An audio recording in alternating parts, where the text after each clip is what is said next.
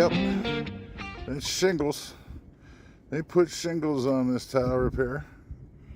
And then on top of that, we don't know what that is. Some kind of black peeling stick of some kind, I guess.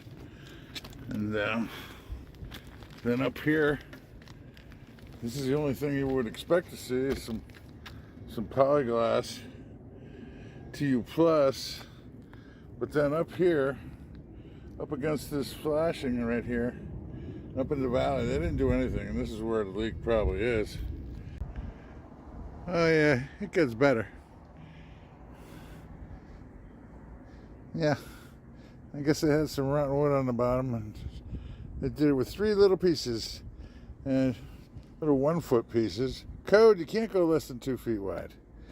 So they got these 3 little pieces in here, and you can see the water standing, so you can see where this is headed.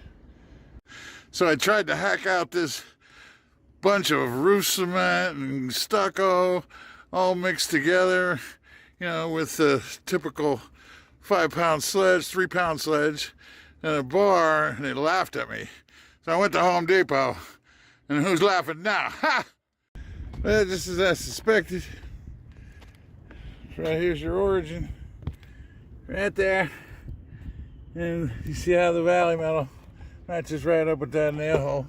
I think these other guys started something new down here. You see a little separation, so that doesn't look too healthy. And so here we go. Change this out and move on.